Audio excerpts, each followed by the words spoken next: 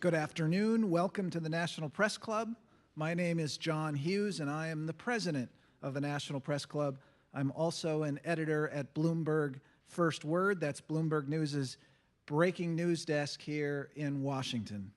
Today, we will discuss the Paris Agreement that came out of the December UN Climate Change Conference.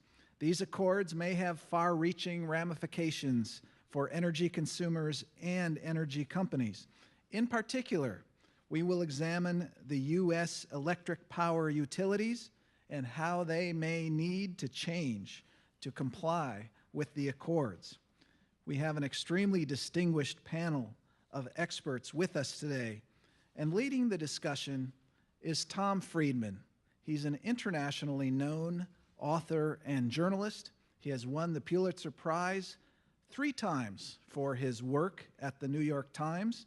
Tom is also, I am proud to say, a past winner of the Fourth Estate Award. That's the National Press Club's very highest honor.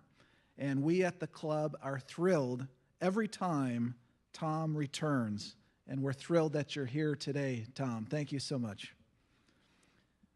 Larry Kellerman. Larry is managing partner at 21st Century Utilities. He has spent over 3 decades in the electric utility, power generation, and independent energy industries. And during that time, he has overseen, acquired, and constructed over 20,000 megawatts of conventional and renewable generation assets. Joe Garcia. Joe is a former Florida congressman. During his time in Congress, Mr. Garcia was a member of the Natural Resources Committee and its Energy Subcommittee. In 2009, President Obama appointed Garcia as Director of the Office of Economic Impact and Diversity at the United States Department of Energy. Tom Kuhn. Tom is president of the Edison Electric Institute. This is the association of investor-owned electric companies. These companies generate and distribute about 3/4 of the nation's electricity. Mr. Kuhn joined the Institute in 1985 as executive vice president. He was named chief operating officer in 1988 and was elected president in 1990. Robbie Diamond. Robbie is the founder and president of Securing America's Future Energy, or SAFE. This is a group that dedicates itself to reducing U.S. dependence on oil. Diamond is also president of the Electrification Coalition, which promotes policies and actions to encourage the deployment of electric vehicles on a mass scale. I will be back later in the program to help with about 20 minutes of Q&A, but right now I want to turn the program over to Mr. Tom Friedman of the New York Times. Tom, take it away. Thank you very much. It's a treat to be here today. We got a wonderful panel on an extremely relevant subject. I had the pleasure of being in Paris for the climate conference, and it struck me as a very, very big deal. And a lot of people said, how could it be a very, very big deal when all it was the lowest common denominator? And my answer was, you wouldn't believe how high that lowest common denominator actually was, okay? When was the last time you saw, other than a science fiction movie, 197 countries all agree on anything? And the fact that they all agreed on establishing voluntary, to be sure, but limits on their emissions with regular reviews and transparency. Lowest common denominator as that may seem, if you had been in Copenhagen or Bali, you would appreciate how high that lowest common denominator was. And it's going to ripple through the world of energy, the world of fossil fuels, and the world of electric power generation. And so just for starters, anyone who's been following this industry knows there's fascinating stuff going on in the utility industry today. I wrote a book several years ago, Hot, Flat, and Crowded, and I had a chapter just devoted to the utility industry. And it was called, If It Isn't Boring, It Isn't Green, okay? It was my advice to young people today, which is that if you want to be a green activist, everyone wants to be Al Gore. I'd like to be Al Gore. I'd like to win a Nobel Prize. I'd like to win an Oscar. But the real energy heroes are actually the sort of people on this stage. They're people who understand how a utility works. And when you understand how a utility works, because these are the beating heart of the energy industry, and you can make changes that shift us from more fossil fuel-based utilities to clean power and different models based on maybe selling less energy to customers and being paid for that than more energy. That's how you really change the world. So Robbie, I'm going to start with you. We'll just go down here. Everybody take a few minutes. Take Paris for me, your own perspective. What do you think the impact of this is going to be on the utility universe? So, when I think about the changes that have been made, the biggest change certainly in the United States has nothing to do with government or agreements. It has to do with the low prices of natural gas and just technology shifts that we see from on-demand types of technologies and efficiency. And so, once again, in some cases, the governments are catching up, certainly from a U.S. perspective and regulators. And in some cases, I get nervous that Paris aside, let's talk about the U.S., that, we were talking about autonomous self-driving cars back there. We live in such a rapidly changing world, and we have all these systems that were created for a totally different era that were constraining some of the amazing gains we can get. And so, for me, because there's such a shift going on and things are changing so rapidly, it maybe is a time for us to step back and say, establish the goal like they did in Paris, and then say, let's figure out how we're going to get there, instead of telling people how they have to get there. Because, in the 12 years I've been running SAFE, oil prices have started at $20, and they've gone up to $140, and they're back again at $30. And we didn't have natural gas. We were going to be importers and exporters. The whole world's just turned upside down. So I think that's really, that to me is a big change. And the other thing I'd say is I think, forget the government agreement, but what Bill Gates did, announcing the amount of money that they'd spend, assuming they could spend. I think R&D is so important here, because as you said, it's voluntary, and and if it doesn't cost, they can't meet the demands of people at the right price.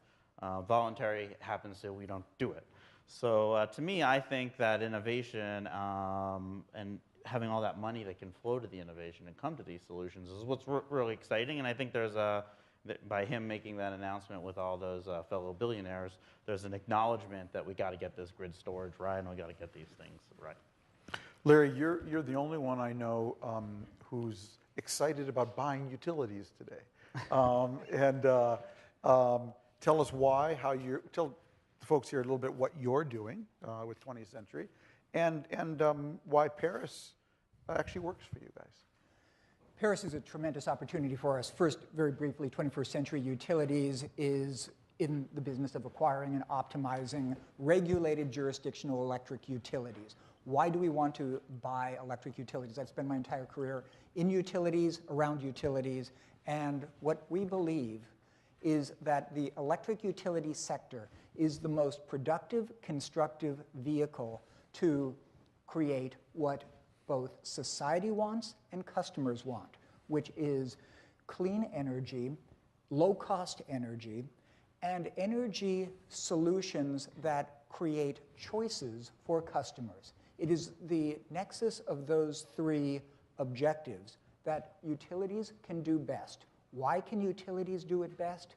Because the industry that we are in is the most capital-intensive industry on Earth.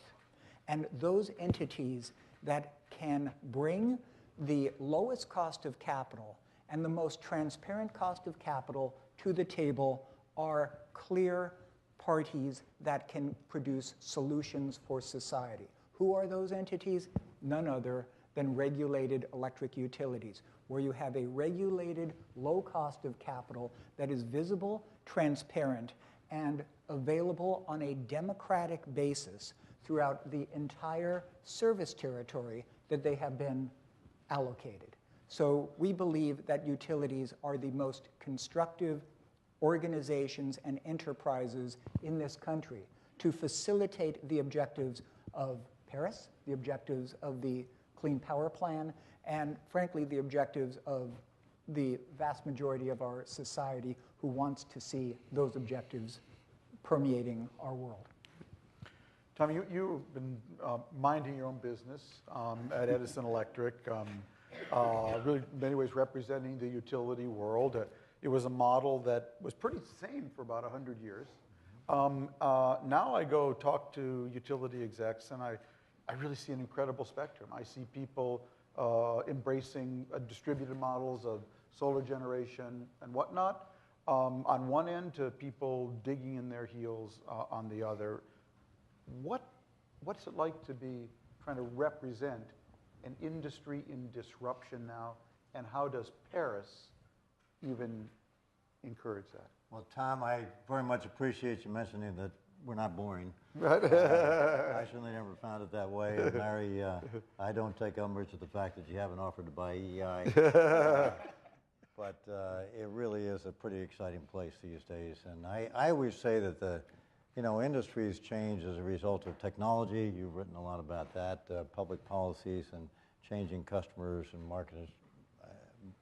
And we certainly have a lot of all of that going on right now. And you also mentioned the fact that one of the reasons not boring is because of the movement toward additionally being green. Well, I am very, very proud of the fact that the record of our industry has been pretty phenomenal since 1990, when I became president of EEI.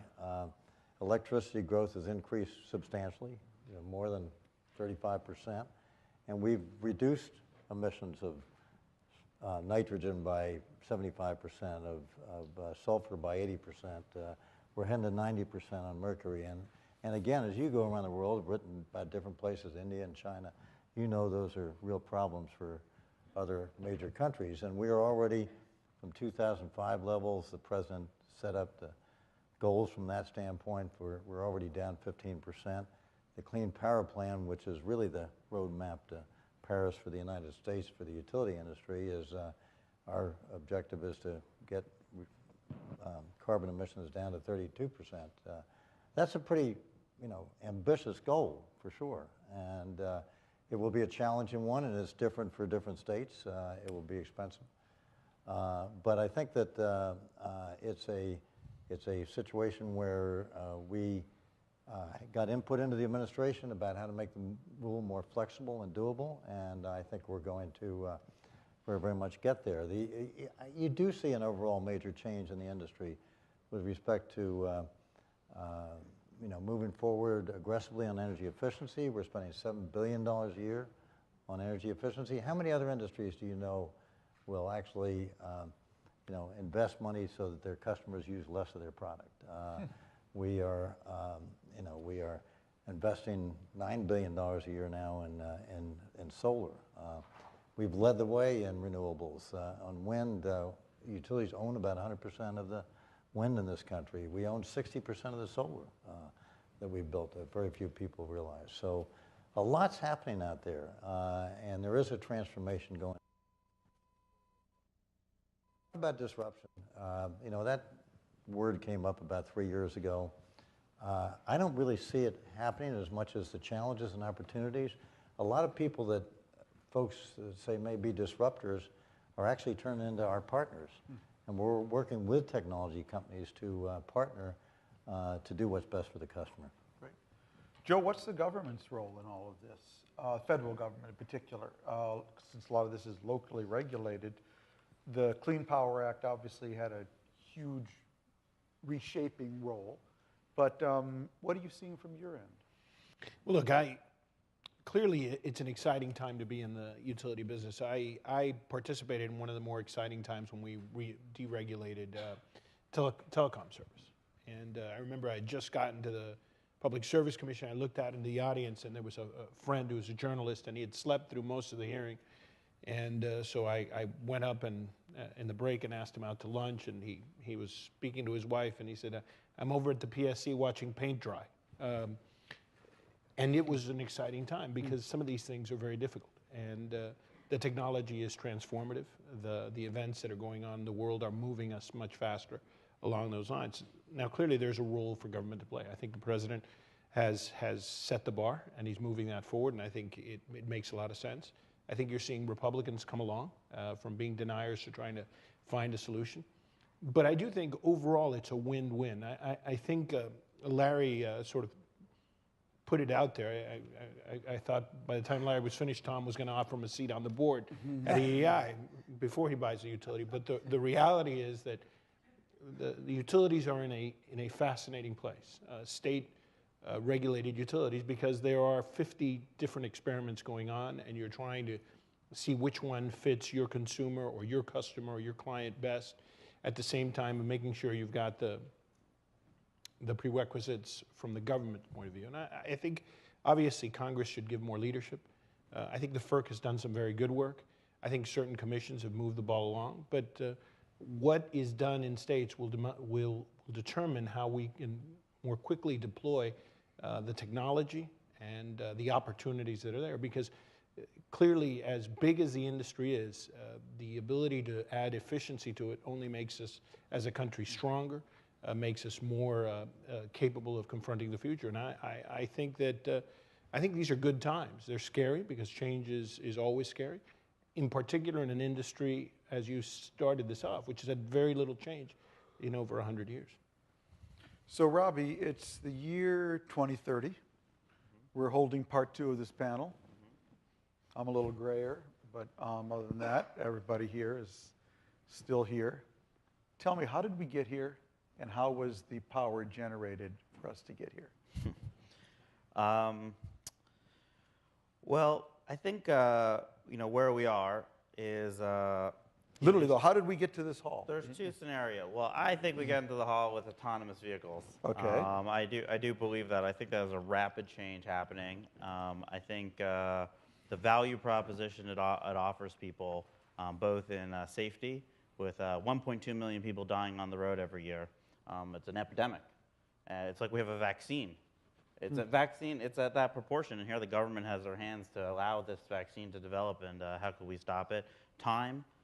Anyone with children's, I mean, here we are in cars holding our hands on a steering wheel, 70 miles an hour, a 3,500-pound death machine, and we're willing to look at our phones.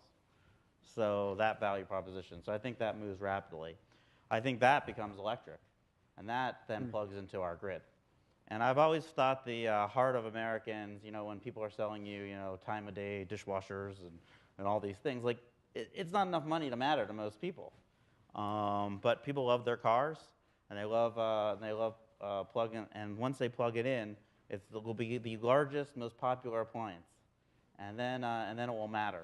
And then that goes up to the grid. So the car will be like the cell phone. It'll be the sort of killer app instrument that'll drive everything. I think it will drive a lot. And so I see that happening. And then you add on distributed generation because battery prices become so low. And this whole idea of storage is so important. And the more batteries we produce, the lower the price, the more inventions there. So, to me, it is very important on the storage front. So I see ourselves in autonomous electric vehicles. Some will be shared and some will be owned. And I believe that those will be plugged into a grid that's becoming cleaner because you'll have storage that allows for for more renewables to get on the grid. And so that's the future we hope for. Now, I think there are lots of impediments. There's a lot of incumbent interests that are able to try to stop the regulations or slow things like this down. I even think about PUCs. We work in some places with the municipal utilities, and just the speed at which they can move versus some of the larger utilities that have to go through these PUCs that then deny them the rights to put out charging stations or do these things. And so, I agree with Larry that they have this low cost of capital, transparent. I mean, why aren't our cars on our utility bills? I mean, that's the most perfect place. Here, let them put up the upfront capital for a more expensive electric vehicle and charge us over time a flat fee. And so there's so many things we could do, but do we live in an environment that will allow us to experiment and see these 50 experiments across the country and then embrace them?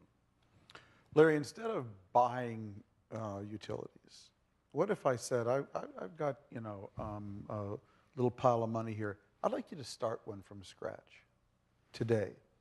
What would it look like? What it would look like, and obviously the We have to service give you a territories have would been matter. carved out. Start with Montgomery County because we've been suffering with them where I live. Yeah, we would not chop down as many trees as the incumbent to begin.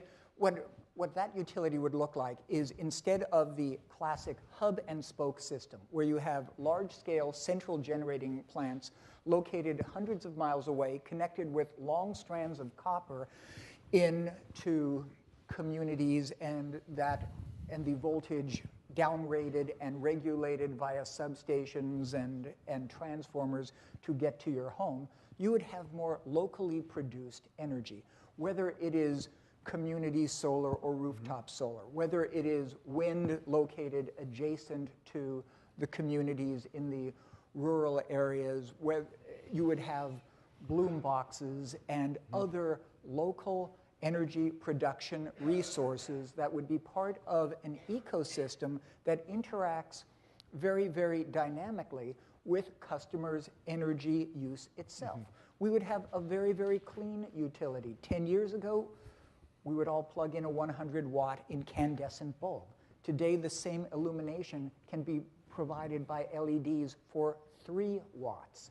You would look across the community and say, how will we, as the utility, help you as the consumers to identify and to acquire cost-effectively all of not only the energy producing, energy storing, but also energy consumptive devices to make your energy use as, again, I go back to the 3 points that I believe society is driving to.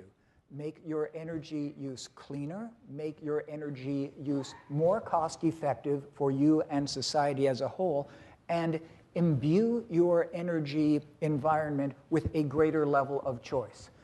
The utility of the future in Montgomery County and in the rest of the country, we believe will have those 3 features as central to their value proposition, and take advantage on a dynamic basis of the new wonderful array of products, services, technologies, and tools that the external world is providing on a regular basis. Well, Tom, let me ask you the same question. Where you sit, you see the whole spectrum of utilities. It's 2030 again. Robbie's got his autonomous vehicle. Larry's completely transformed Montgomery County. What do you think the utility of 2030 will look like, the average utility? Well, it's a great, great question. And I think that is the right question to ask, because we really do want to look long term, and that fits in with a lot of other goals that we have as an industry. And as a matter of fact, I've spent time with both my board and executive committee looking at those things. I would not disagree with either one of my friends. I think that Robbie, I would just expand on that. I think that electric transportation, and we represent utilities around the world, presents a huge opportunity for a cleaner environment, for safety, for whatever. And I think you go to, again, Beijing or India, or, the regular pollution problem is just horrendous. And a lot of that's because of the vehicle situation. So electrification is going to be a major theme. But it's not just vehicles. Go down to the Savannah River and you see the port down there, or Savannah, Georgia, I should say. You see the port down there, and it's all electrified, huge derricks and cranes and things of that nature. You go now into Home Depots or whatever, and they're used to have diesel, movers, and now they're electric. Airports are becoming electrified. So I think electrification is a major theme going on. In terms of what Larry mentioned as the utility of the future, I think that basically the themes that we are looking at is cleaner power, right? So I think that for sure, to meet the Clean Power Plan and other things, there's going to be a lot more renewables. We've retired some 74 gigawatts of coal that are occurring over this period between now and the early 2020s. We have using more natural gas, some new nuclear plants coming online, a lot more renewables and energy efficiency. So those things are going to come. Grid modernization is another theme. We have putting a lot of money in the grid. $40 billion a year is going into transmission and distribution. A lot of it's going to the distribution side with smart grids, with energy storage that we're looking at, with data analytics, so that you're going to be able to really look at a lot more data in terms of how you can better serve the customer. And more distributed energy.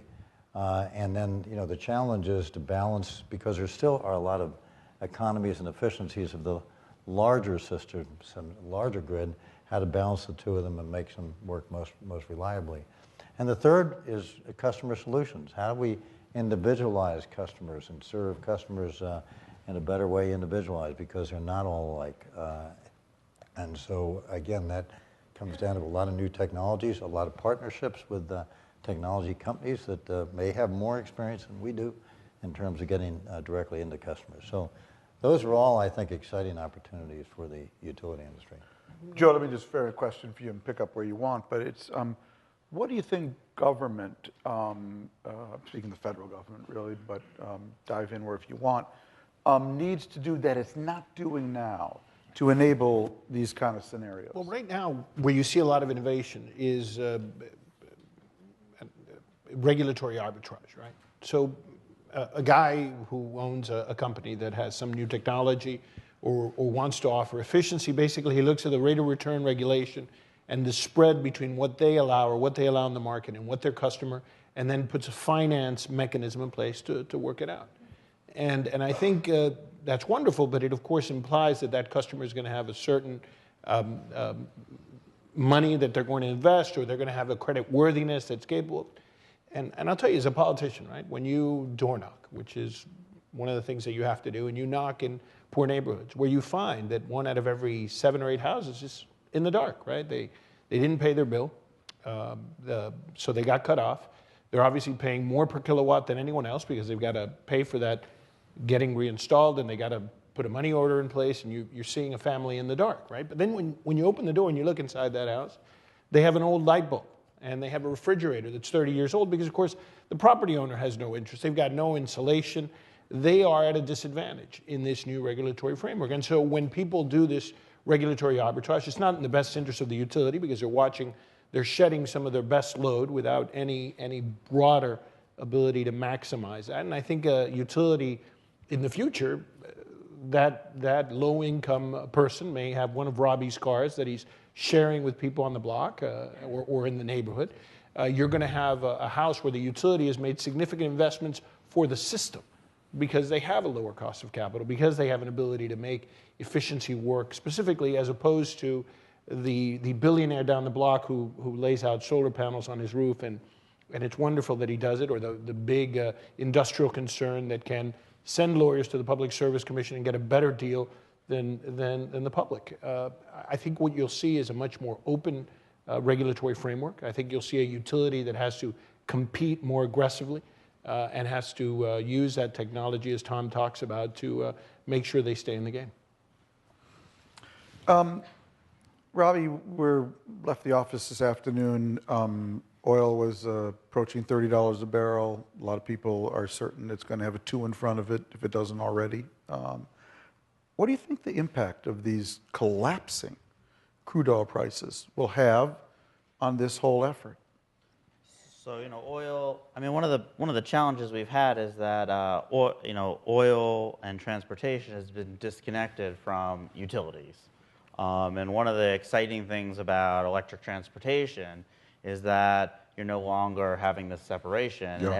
And what I like to say is you're plugging in your car, you're moving all your emissions or whatever upstream, so every change you made on the utility side no longer just impacts residential and commercial. You now have residential, commercial, and transportation. Your car gets cleaner every time. That's right. And it takes a long time to get those cars plugged in, so let's start today. And so to me, one has to say that oil, and also, so oil in the United States is a separate question at the moment about the falling price, Right. and the natural gas is similar. Around the world, though, where they do use oil to produce electricity, it's got another dimension. But we've always said that the volatility in prices is actually the biggest danger. It's not just high prices or not just low prices. It's volatile prices. Yeah. Because that's where businesses and companies and consumers are just unable to make predictions, or people invest in a company and then they're out of business. The former CEO of United had a great quote where he said, "I can run a profitable airline at $50 a barrel, and I can run a profitable airline at $150 a barrel, but they're two totally different airlines. They have different routes, different planes, and everything else." So volatility is the problem in the way they are. And so I get very concerned, right? If I were Saudi Arabia, and of course they've been caught with some of this American production they might not have expected, but there's a perfect scenario, right? If I'm a cartel, I want to have 4 or 5 years of very high prices, and then I want to drive those prices as low and as quickly as possible, having saved up my money in a big sovereign wealth fund, driving out all my competition, and then go back to the cycle. So this is tough on them and everything, but at the same time, it seems to be very good. But I would make one more market point. I'd mentioned PUCs before.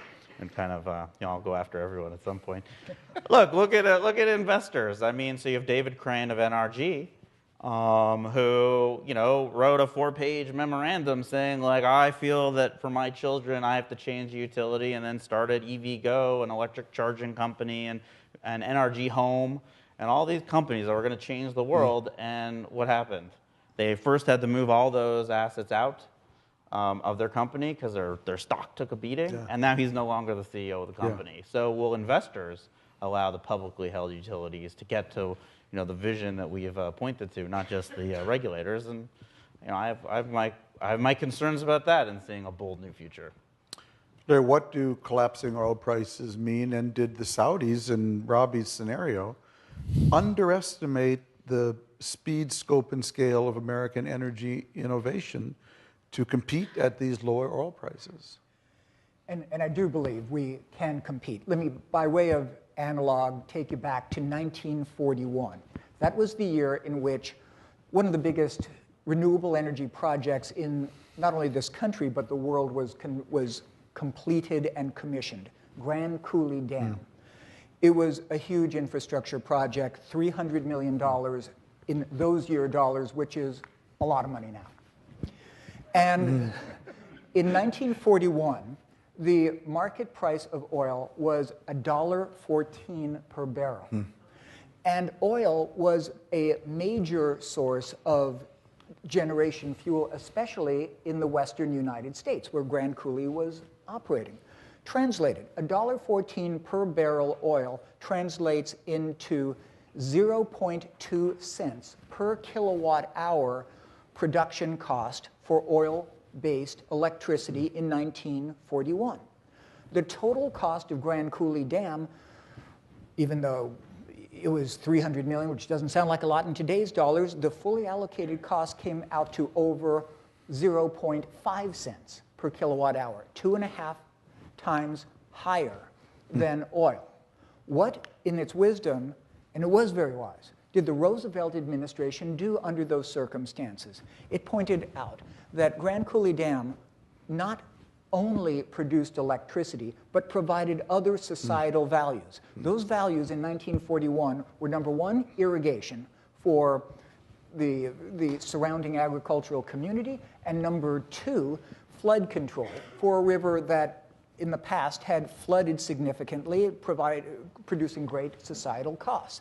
And what the Roosevelt administration did is it said, well, gee, the apples-to-apples value of the power is about 0.2 cents compared to everything else going on in a competitive space at that point in time, and these other costs are going to be allocated to other societal values. Why is that a good analog? It's a great analog because what we aren't doing as a society today is pricing, monetizing, valuing the environmental externalities associated with our industrial activities. We are not putting a price tag on greenhouse gases. We're not putting a price tag on a lot of other activities and initiatives that greenhouse gas creates. whether it is rising sea levels, whether it is social disruptions, whether it is true economic costs that society and governments are bearing.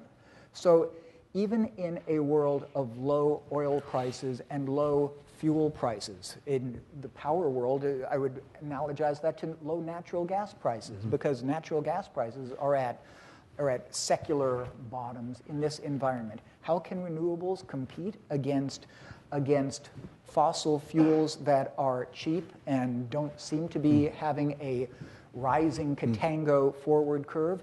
You compete by recognizing as a society the exogenous values that are provided by renewable fuels, by not having these exogenous variables that are creating excess costs that we as a society are definitely bearing, but we're just not pricing.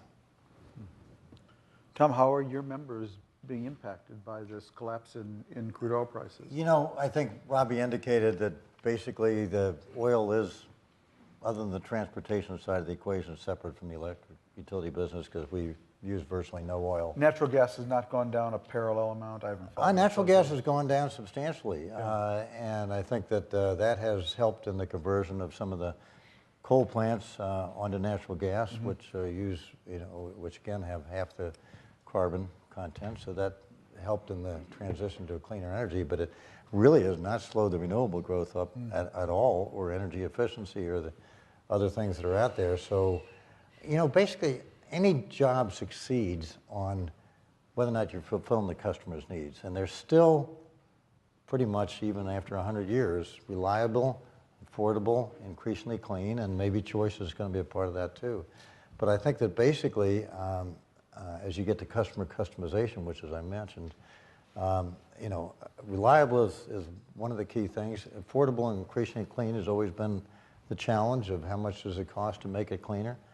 Well, with gas lower and with renewable prices coming down substantially, there's the opportunity to do a lot of those things, and we are in fact moving pretty aggressively in the direction of doing those. So it's a win-win for the customer, and it's totally separate from the oil side. But I don't think, and on the transportation side, so you could say, Robbie, you've got the statistics better than I do, but it's what, about 80 cents a gallon or whatever around the country for the most part. You can drive an electric vehicle. But I think that, so that's still way below a $2 number. But that's not the compelling reason people are buying electric vehicles right now. They see great cars. They see great acceleration. They see things coming along, like the new parts of the technologies for autonomous and things of that nature, and the environment and other reasons. So, it's the excitement of the technology that is building the markets in these things. Joe, what difference do you think in terms of federal policy toward this incredibly important sector of economy will make it under President Trump or President Clinton? Well, I think those are two very, very different scenarios, but both will be huge. Huge. Okay. Let me say that I tend to think that politicians don't lead on these areas, right? It's very tough. It's very complex. People have sort of visceral reactions. You remember when the president moved on light bulbs, right? There were floor speeches about they wanted their particular light bulb. So I do think that events are moving beyond politicians, and it's why you see utilities starting to begin to rethink their role. I think of this as a public service commission on a PUC, and sort of harking back to Robbie's criticism. I remember sitting in hearings where we were discussing the cost of service of lines, telephone lines, where I, as a commissioner, was approving a 2,000% markup on call waiting, right? Because somehow, for the utility, that was better. So my grandmother could have her phone at $19. They didn't bother to tell us that she'd already paid for her phone 300 times, right? And so when new technology came on the scene, some people were able to adapt to it very successfully. Some people died. But there is no question that the regulatory framework allowed that opportunity to happen to some degree. The politicians didn't lead it. In fact, it was, in many cases, a court order that began that sort of restructuring from a small company. I think the same thing in the utility industry is happening. I think the utility industry has other examples before it, and they've seen, in particular, when I speak of this, the energy electric industry has seen this happen to their competitors, has seen what's happened, and some of them are adopting. Some, as you say, are digging their heels in. But the process, I think, has to be rethought. So I'll give you an example. In Florida, in the 20s and 30s, where I come from, Miami, Florida, homes had solar water heaters, and they worked. They were fantastic. And then utilities came along, electric utilities, and they, of course, wanted to sell electric appliances. And so they'd go to developers, and they said, we're going to give you, and they'd put it in a rate base, we're going to give you electric ranges. Why? Because, of course, they got to sell more electricity. It made sense. It was part of the model. And so the regulatory model stepped in and said, you can't do that, because you can't put all that stuff in the rate base. It's not fair to the system. And so we made this sort of rule, which much is going to be debated on, whether it's on one side of the meter or the other. And I think that's where a lot of this debate is going to happen. Where that makes sense, where do we allow them to go behind the meter? What can we allow them to put in those costs? How can we democratize, to use Larry's words, this investment? But I don't, it's easy to get down on utilities, and I think we've been very successful. If you compare our electric utility system to the rest of the world, I think we've been tremendously successful in electric utility and getting it out to the very edges of the system. But that model, just like Ma Bell's model, has a certain time life, and how we organize it or reorganize that will say a lot of how we go in the future. And I think government has an important role to play. I don't think you want to be on the bleeding edge. You want to be on the cutting edge. California did some incredible things in energy regulation 20 years ago. I remember sitting on the commission when California was doing its electric competition. None of us who were looking at it thought that it could work. We didn't know why. Others believed it could, and it came apart, right? And it probably slowed down where we are, probably by about a decade, maybe half a decade. But that didn't mean that we weren't able to restructure it and put it in better format and create better opportunities. That said, a lot of that investment that California made on renewables, we are getting a tremendous benefit today, right? Whether it be the wind investments that they made or solar investments, they were bleeding edge, and the people of California paid a huge price. But the rest of the nation has been a beneficiary, and the rest of the energy or electricity markets have benefited.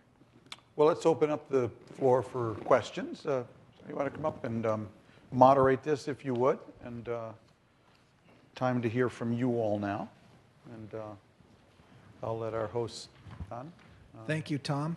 Our tradition at the National Press Club is defer first to credentialed media. So if you in the news media could be the first to raise your hands, we'll take some from the media, and then we'll open it up to all non-media in the room as well. And when I call on you, we have a microphone in the room. If you could please identify yourself and the name of your organization. And just a general caution to everybody, questions, not speeches. Go ahead. Hi, I'm Annalie Grant from SNL Energy. I'm wondering if we can look at the goalpost that the U.S. promised in Paris. What needs to happen to get the country there? Will the Clean Power Plan be how the power sector gets there? Or could we see some new regulation perhaps coming down the pike? Who wants to take that? Joe, you want to? We'll go that way. Yeah, go ahead.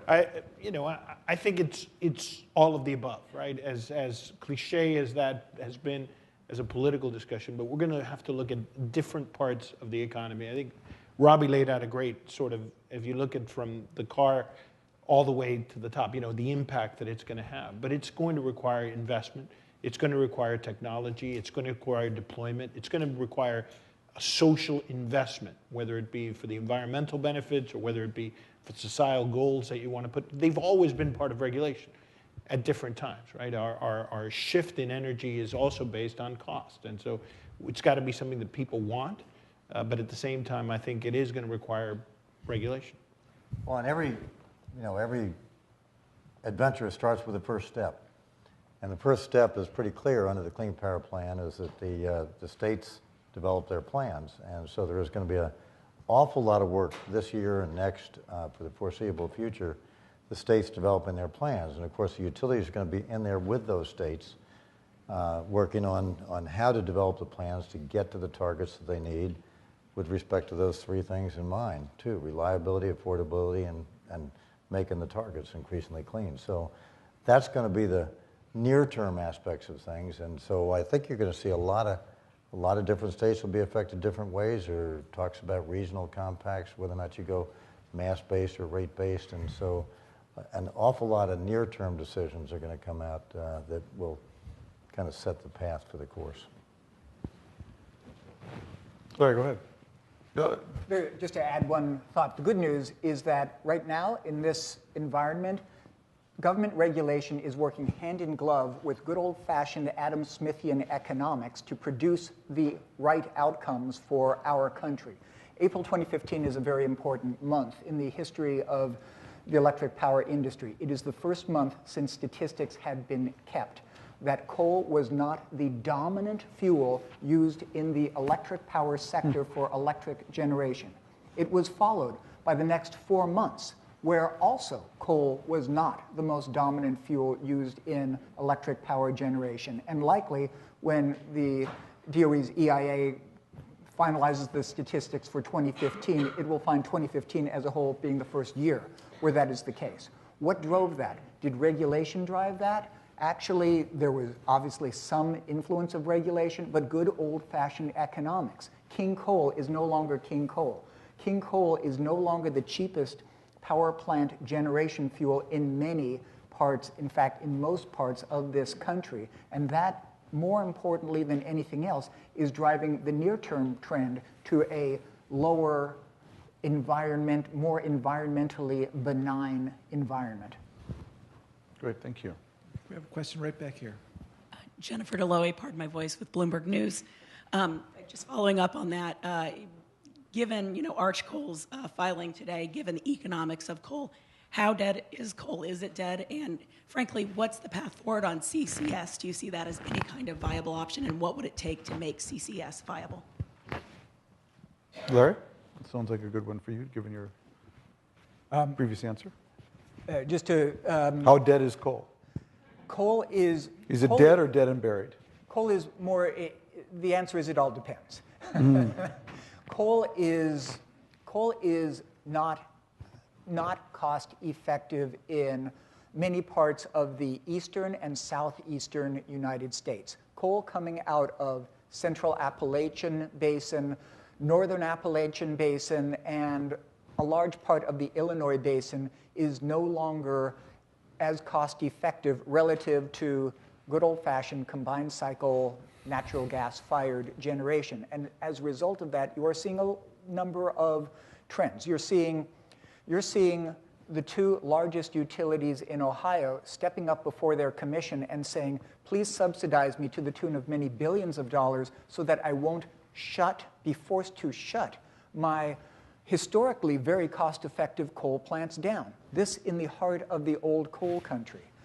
In regions closer to the Powder River Basin, where coal is still very cost-effective to mine and deliver, you are not seeing that trend as quickly as possible, except in those plants that are not fully scrubbed and are not completely able to meet existing environmental requirements, and they likely are not going to have the capital available to survive in the future world.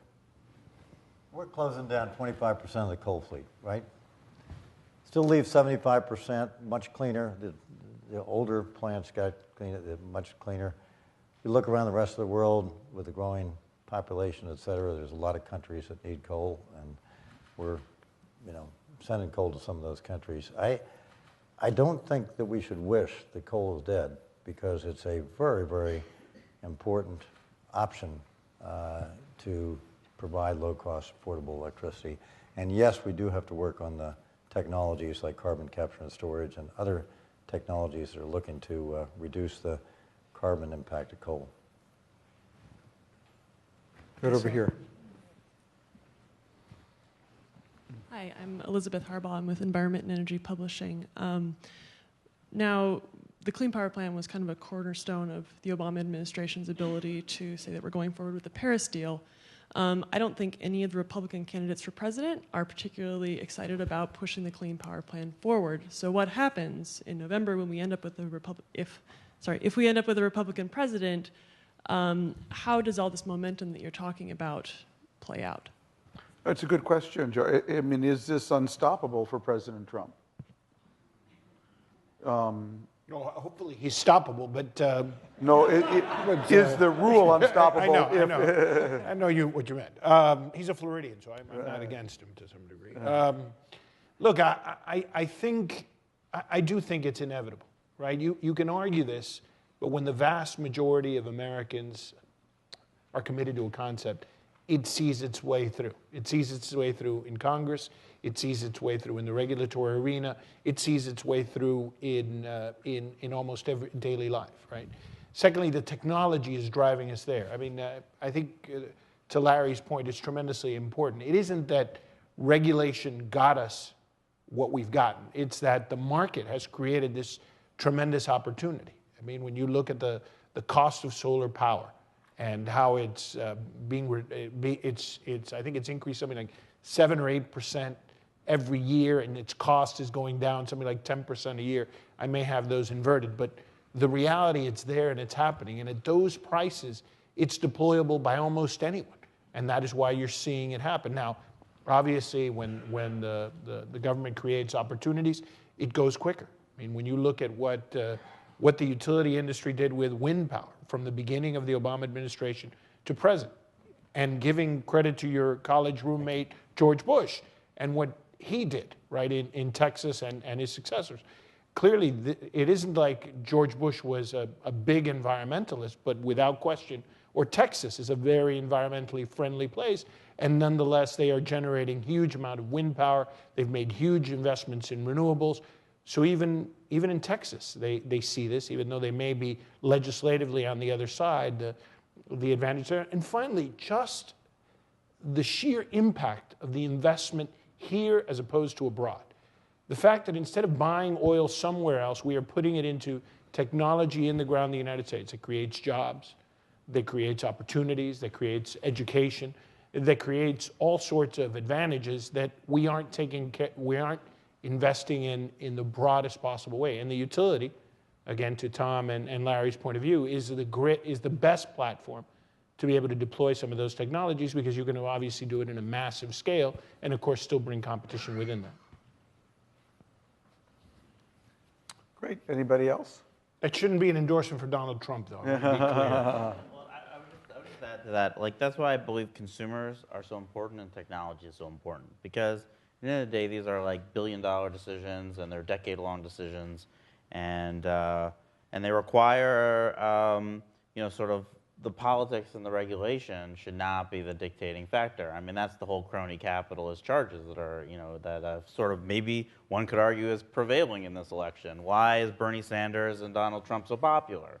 Well, certainly people feel like people in Washington are putting their thumbs on scales. And so for me, the question is, how do you get it in the hands of consumers and allow consumers to want to adopt it? And if we can't do that, I get worried. You can only push water uphill, for so long. And you look at Uber and Lyft as an example, because I like talking about transportation. Let's put aside breaking laws and all these other things, but let's just say consumers wanted it. Like, once consumers had it, there was nothing that the mayor of New York could do to slow that down. He had to relent to Uber. And I think that's a lesson. One is at the speed that consumers will adopt things, and two is how they will stand in the way of people taking it away from them. And so for me, let's try to find solutions that are not dependent on one party winning or the other party winning or anything like that. That's so human-based. Let's hope for more rational customers to make the decisions. Well, let me close by asking everyone this question. If you were advising a young person today who wanted to go into this energy field, given the whole spectrum from electric cars to running a utility to founding a utility, What would you suggest for them, Robbie? I'll start with you. Well, it won't be a surprise to say I think this whole autonomous movement on vehicles will be the most revolutionary change in society since the Industrial Revolution, even beating the internet. It is, if you think of how our societies are totally ordered, from parking garages to just garages to urbanization versus suburbanization, all these things are dependent on this automobile that there's 250 million in the United States. And once you begin to take that away, and what happens to regional airlines? What happens to insurance companies? What happens to hospitals, trial lawyers, auto repair mechanics, Amtrak, public transportation? All these things just are all made from this car that we organize our lives around. And so I think it's a hugely exciting. And I was just at the Consumer Electronics Show last week in Las Vegas, and at least over a third for sure, maybe even half the show is now cars. I mean, they weren't even there 8 years ago. And you just find them competing with each other. And so everything in our society is becoming bits and bytes. And this is just one more thing. And because people want to get around, human need for freedom, I think this is an exciting area that will have huge impact. And then we'll connect the utility. And we'll finally have electric vehicles, not have 500,000 of them out of 250 million, but have this Uber-like adoption rate that's so exciting. So that's what I would say. Larry. I would advise a young person to go to a really good university and dual major in electrical engineering and business administration, two elements that have very infrequently been put together successfully, and try to get a position as a system planning engineer for a regulated utility. Because in the future, the planning of the system, we're going to be re-engineering the entire infrastructure of our electric utilities from the distribution level up through the generation level. And it is going to take a nexus of the ability to understand the technical intricacies of that very, very engineering-oriented, complex infrastructure with a very strong eye toward the business side, toward the consumer adoption side that all of us have been speaking of, and someone that has the nexus of that educational backdrop in a system planning engineer career path. I'd love to reset my own time clock to be able to step into that world. It isn't boring, it isn't green. That electrical engineer and the utility system, that's as boring as it gets, but it's going to be as green as it gets. Tom, Give some career advice to these people. I often go to, of course I'm a little bit biased, but I often go to middle schools or high schools and talk to the kids about energy and the changing nature of things. And I think the old tradition was we thought it was boring, but it certainly wasn't. I mean, I ask them sometimes, who do you think was the most influential people voted by Time magazine of the past century? Some of them are surprised to hear that it was Einstein and Edison. So that was awfully exciting times for our business. But I really think this is the most exciting time in our business since Thomas Edison. I think that the innovation and creativity is coming. The workforce of the future are very, very excited, not only about energy, but the environment. This brings it together. We have an Institute for Electric Innovation, a foundation where we talk a lot about these issues. And you might be interested in our latest book here, Key Trends Driving Change in the Electric Power Industry. It's a lot of the things we just talked about. But basically, you've got a quote in there from a guy you wouldn't think would say this, but and it says that for those who are committed to a clean power future, utilities are the most important investors. And that comes from Ralph Cavanagh, the co-energy head for the NRDC. I just think that if you care about the future of this world and the world in general, because it really is not just the United States, it's a pretty exciting place to be. Joe, and if you don't want to go to a utility, come to work for EEI. Joe, some career advice. Look, I'm a great believer that energy and how people use it is what determines power. Whether it's the Babylonians' ability to use irrigation to develop a much more sophisticated culture, whether it's the Romans' ability to build roads and be able to deploy their army almost anywhere, or the British putting on the high seas and literally finding land to grow so that they didn't have to do it. Use coal to produce more horsepower. The same is going to be true about the future, as it always has been, which is energy is key to that determination. It's not how much you burn, but it's how efficiently you do that. And I don't think Tom or Larry would argue that we can do, with the energy we have today, we can do much, much more on a global scale. And the responsibility and possibility for that are great. So I don't know if I would master in both of those things, but one of them should get you a pretty solid job, and it should be a very bright future. Thank you very much. Thank you all very much. John, you want to close?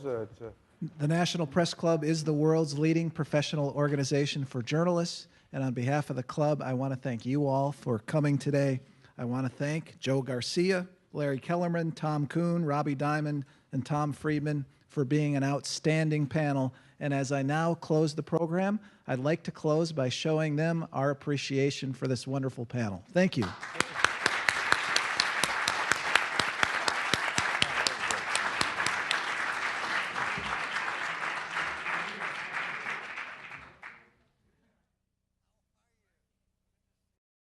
Of investor-owned electric companies.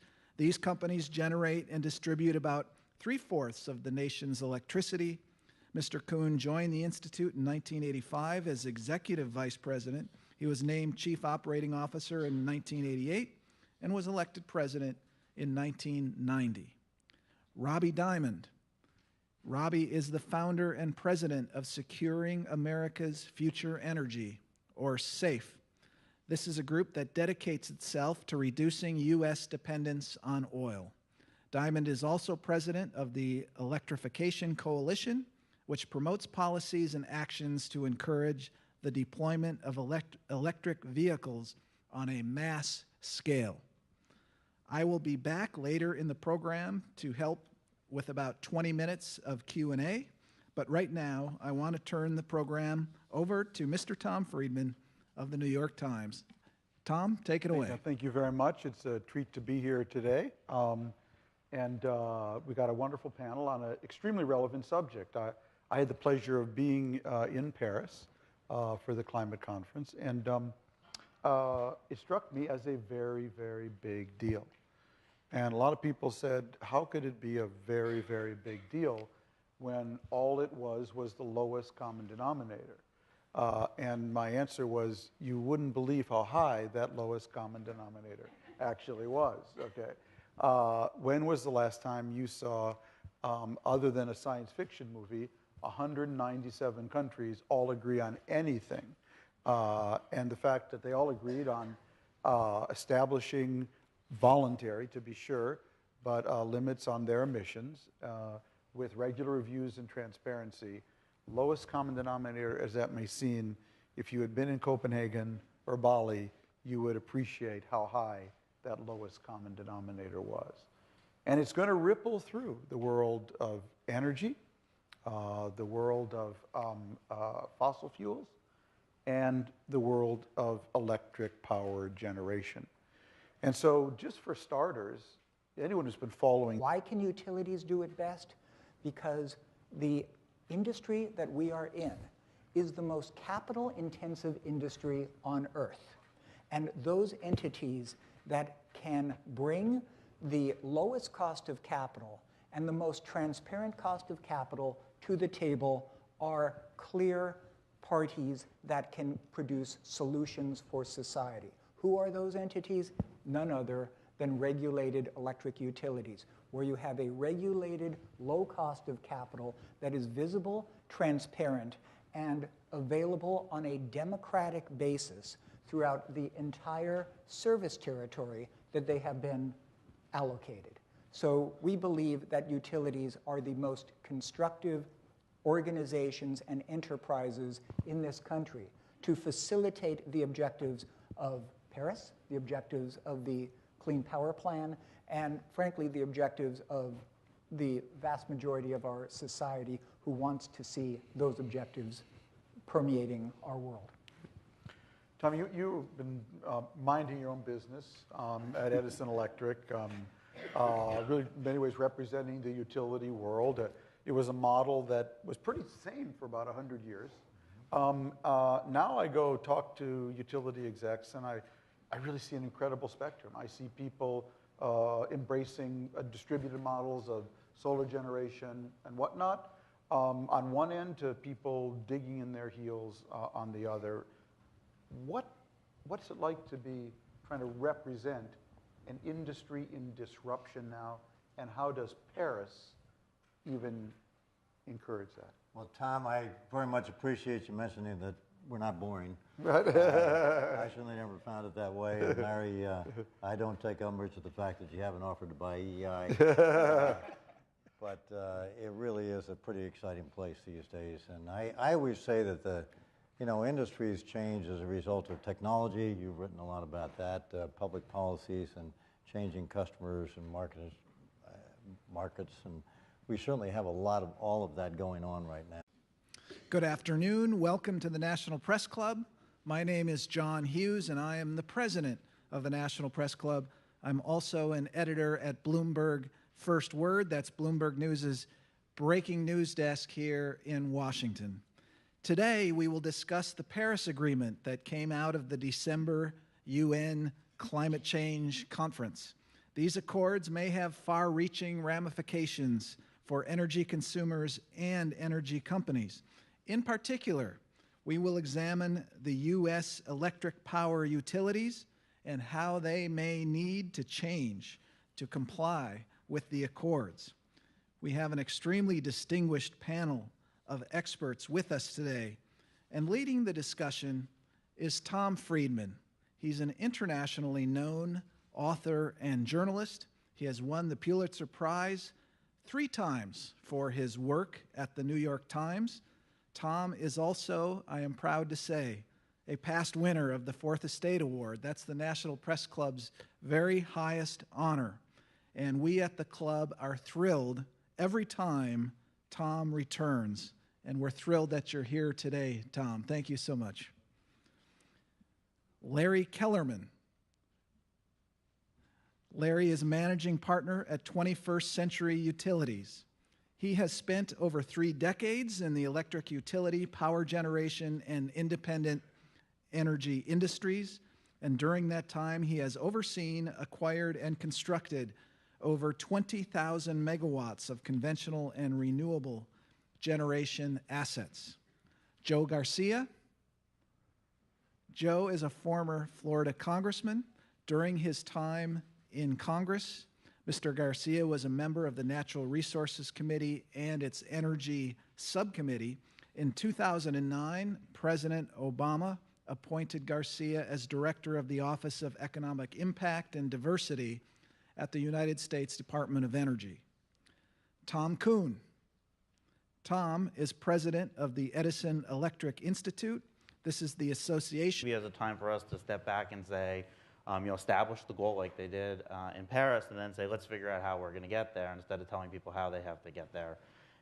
Because, in the 12 years I've been running SAFE, oil prices have started at $20, and they've gone up to $140, and they're back again at $30. And we didn't have natural gas. We were going to be importers and exporters. The whole world's just turned upside down. So I think that's really, that to me is a big change. And the other thing I'd say is, I think, forget the government agreement, but what Bill Gates did, announcing the amount of money that they'd spend, assuming they could spend. I think R&D is so important here, because as you said, it's voluntary, and and if it doesn't cost, they can't meet the demands of people at the right price.